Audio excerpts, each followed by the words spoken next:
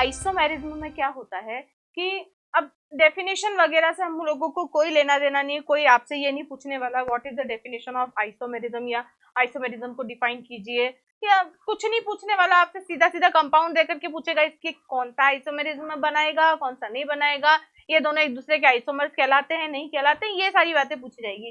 तो हम कॉन्सेंट्रेट करेंगे सिर्फ और सिर्फ किस पर, कंटेंट पर, ना कि डेफिनेशन पर। Got it? हाँ, तो आइसोमेरिज्म जो होता है उसमें मॉलिक्यूलर फॉर्मूला जो होता है वो तो सेम ही रहता है। अब सेम मॉलिक्यूलर फॉर्मूला के अकॉर्डिंग दो तरह की आइसोमेरिज्म होती है बेटा, स्ट्रक्चरल आइसोमेरिज्म और स्टीरियो आइसोमेरिज्म।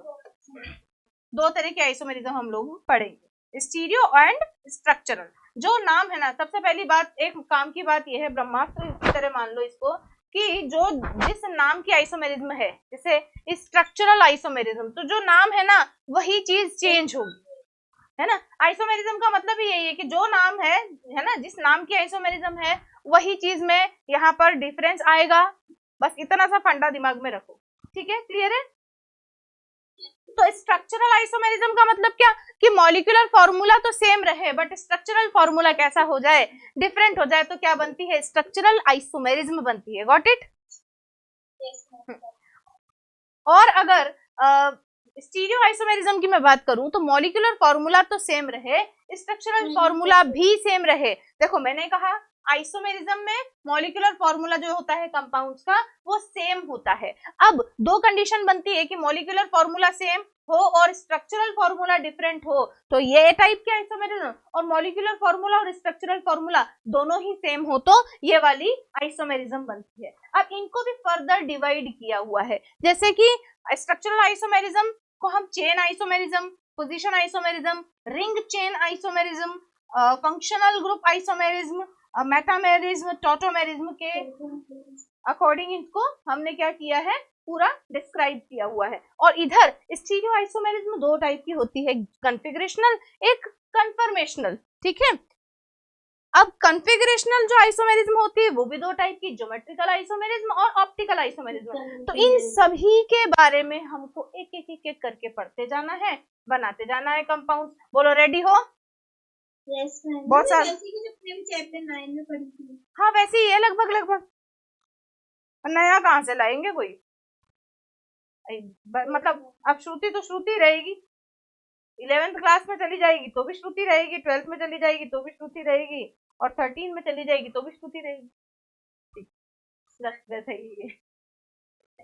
अब हम बात करते हैं चेन आइसोमेरिज्म की, एक एक करके हम स्ट्रक्चरल आइसोमेरिज्म पर जो है बात करते हैं। अब जो अपनी ये है स्ट्रक्चरल आइसोमेरिज्म, सबसे पहले तो स्ट्रक्चरल आइसोमेरिज्म क्या होता है कि ऐसे कंपाउंड्स जिनका मॉलिक्यूलर फॉर्मूला सेम हो, बट स्ट्रक्चर डिफरेंट है।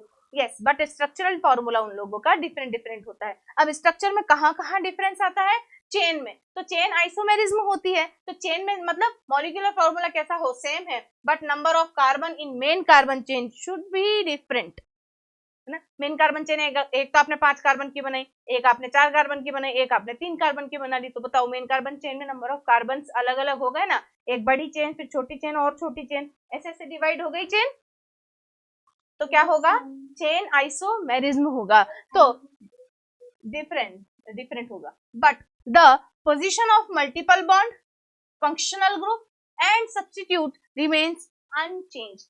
ध्यान रखने वाली बात क्या है कि आप मल्टीपल बॉन्ड यानी कि डबल बॉन्ड या ट्रिपल बॉन्ड की पोजीशन को चेंज नहीं करेंगे।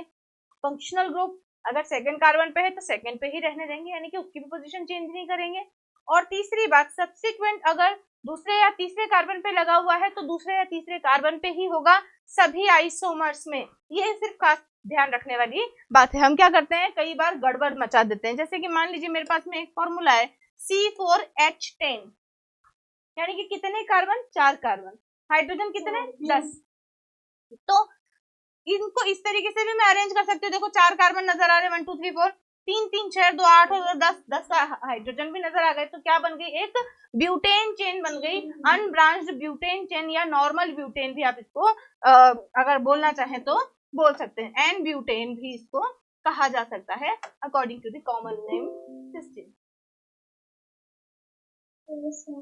ठीक है ना। अब क्या हो रहा है कि है तो ये भी 4 कार्बन वाली और 3 3 6 3 9 और 1 10 हाइड्रोजन वाली, बट क्या ये नॉर्मल ब्यूटेन है? नहीं, पहले इस ब्यूटेन चेन में कितने कार्बन थे? 4 कार्बन थे, 1 2 3 and 4, but there are only 3 carbon in main carbon chain. और ये क्या हो गया? एक सब्स्टिट्यूट हो गया, पहले सब्स्टिट्यूट नहीं था, अभी सब्स्टिट्यूट है। तो ये क्या बन जाएगी? इसकी चेन आइसोमेरिज्म या चेन आइसोमर बन जाएगा। तो ये दोनों एक दूसरे के क्या कहलाएंगे? चेन आइसोमर्स कहलाएंगे। और ये वाली जो चेन है इसे कौन सी चेन कहेंगे? आइसो चेन कहेंगे। तो आइसो ब्यूटेन भी इसे कहा जाता है, या 2 मिथाइल प्रोपेन भी इसे कह सकते हैं। ठीक है क्या? अरे समझ गए क्या? चलो तो फिर आगे चलते हैं। C4H8, अब क्या हुआ? 2 हाइड्रोजन कम हो गए, CnH2n, यानी कि इथीन बना, यानी कि यहाँ पर क्या आ जाएगा? एक डबल बॉन्ड आ जाएगा। बट यहाँ देखना, ये मेन कार्बन चेन जिसमें फर्स्ट सेकंड थर्ड और फोर्थ कार्बन की मैंने नंबरिंग की, डबल बॉन्ड कहाँ प्रेजेंट है? आफ्टर फर्स्ट कार्बन, है ना। तो जब आप चेन आइसोमर इसका बनाएंगे 3 कार्बन वाला, तो भी आप ये ध्यान रखेंगे the position of double bond remains unchanged. ठीक है ना। तो अभी कार्बन चेन में कितने कार्बन थे? 4, अभी कितने हो गए? 3। ठीक है। तो ये क्या बन गया? ये तो बन गई ब्यूटीन, और ये बन गया 2 मिथाइल प्रोप 1 इन या प्रोपीन। यस, कर पाओगे? C5H8 बनाओ, C5H8 का बनाओ, फिर मैं बताती हूँ। बनाओ सब्जी, बने कि नहीं बने आप लोगों से?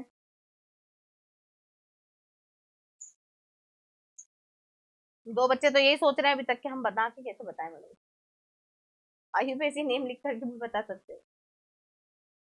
और ज्यादा सही तरीका यही है कि आप आइसोमर्स के आईयूपीएसी नेम्स बना लीजिए। आपको लगता है कि आपने 4-5 आइसोमर्स बना लिए, और जब उनके नाम लिखने लगोगे ना, तो हो सकता है कोई 2 नाम आपको बिल्कुल सेम मिले, हो सकता है ना। तो फिर वो दोनों आइसोमर्स नहीं होंगे बेटा, वो एक ही स्ट्रक्चर कहलाएगी।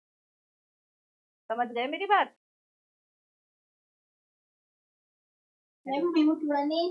ब्यूट 1 इन नहीं, C5H10 बनाना है बेटा।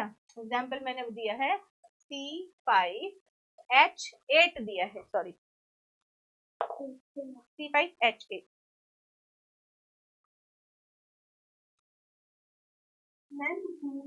दो बने? किसी किसी के 3 बने क्या? मैम अगर ना जो ट्रिपल बॉन्ड बना रहे हैं ना हम, हाँ, उसमें अगर उसकी पोजीशन चेंज करोगे तो वही रहेगा ना। पोजीशन तो चेंज करनी ही नहीं है, क्योंकि हम चेन आइसोमर बना रहे हैं, चेन आइसोमेरिज्म। चेन नहीं, तो सब्स्टिट्यूट, यस मैम। तो सब्स्टिट्यूट देखो, 5 कार्बन और 8 हाइड्रोजन, यानी कि कहीं ना कहीं एक ट्रिपल बॉन्ड प्रेजेंट है। डबल बॉन्ड भी है मैम। ना जी, ट्रिपल बॉन्ड ही है। तो मैम 8 कार्बन 8 हाइड्रोजन, 3 2 5 2 6 1 7, ओ हाँ, एक इधर भी तो लगेगा।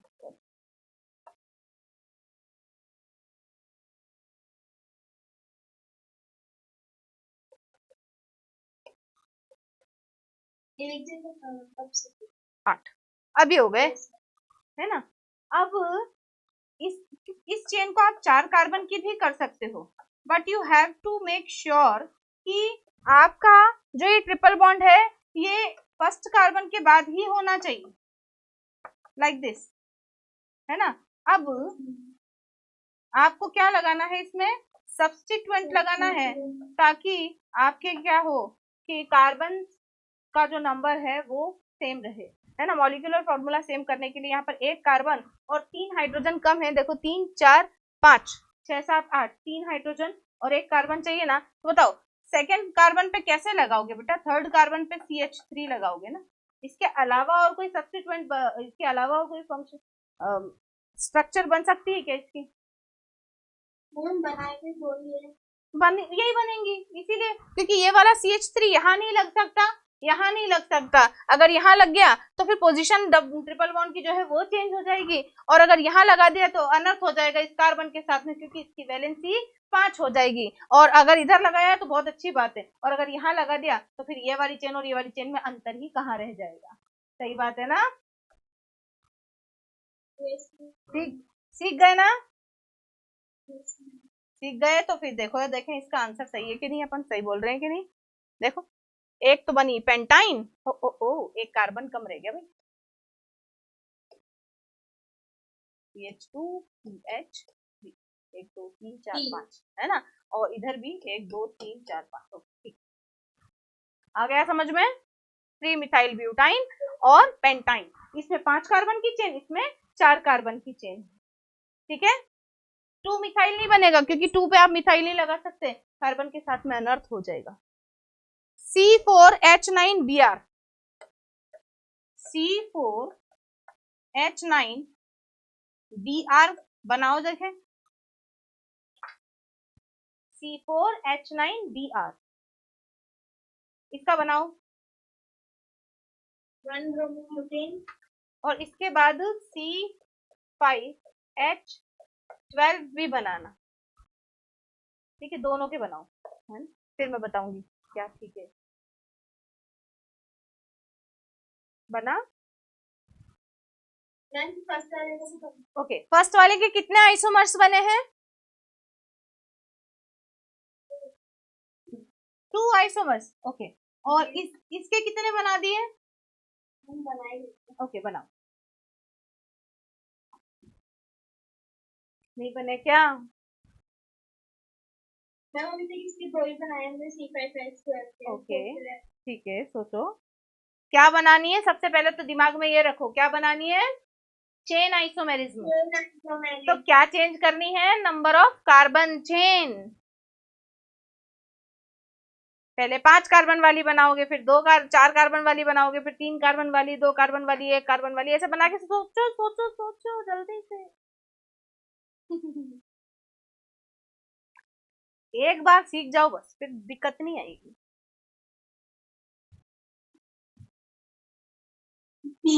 3 बन गए? चौथा तो नहीं बन रहा? या तीनों के IUPAC नेम्स एक दूसरे के साथ में मैच तो नहीं कर रहे किसी दो के? आइसोमेरिज्म चेक करने का यही एक तरीका है कि आप IUPAC नेम्स बनाएं। IUPAC नेम्स अगर किन्हीं दो स्ट्रक्चर्स के एक जैसे हैं, then they are not isomer. देखो, हाँ जी, इसके 3 बना दिए, उसके 2 बना दिए, बोलो यही है ना? ऐसा ही है ना? चलिए देखते हैं। तो ये रहा आपका C4H9Br। C4H9 1 2 3 4 कार्बन, 3 4 5 6 7 8 9 हाइड्रोजन और एक ब्रोमीन, तो ये बन गया 1 ब्रोमोब्यूटेन। अभी हम इसको 3 कार्बन वाली चेन भी ले सकते हैं और इस CH3 को यहाँ लगा देंगे, तो बताओ CH3 3 3 6 7 8 9। तो ब्रोमो जो यहाँ पर सब्स्टिट्यूएंट है, क्या इसकी पोजीशन हमने चेंज करी? हमने क्या चेंज किया? The number of carbon in main carbon chain. ठीक है, तो देयर आर 2 आइसोमर्स, और C5H12 के 1 2 3 आइसोमर्स, एक तो नॉर्मल पेंटेन, एक आइसोपेंटेन और एक नियोपेंटेन। सही है ना? अच्छा, कॉमन नेम पे भरोसा नहीं करना, IUPAC नेम पे ही भरोसा करना। तो ऑर्गेनिक का एक ही फंडा है बेटा, क्या? सीख के करो और कर करके सीखो। क्या फंडा है ऑर्गेनिक का? सीख के पढ़ो और सीख के करो। फंडा भी समझाना पड़ता है, देखो कैसे बच्चे हैं मेरे यहाँ। सीख के करो और कर करके सीखो। सीख के करो, कर करके सीखो। यस, जब तक आप ऑर्गेनिक को ऐसे पेन पेपर लेकर के नहीं बैठोगे ना, ये महादुष्ट है, आएगी नहीं। सही है ना? हाँ हवा में नहीं होगा, लिखना ही पड़ेगा, कॉपी काली करनी ही पड़ेगी भैया।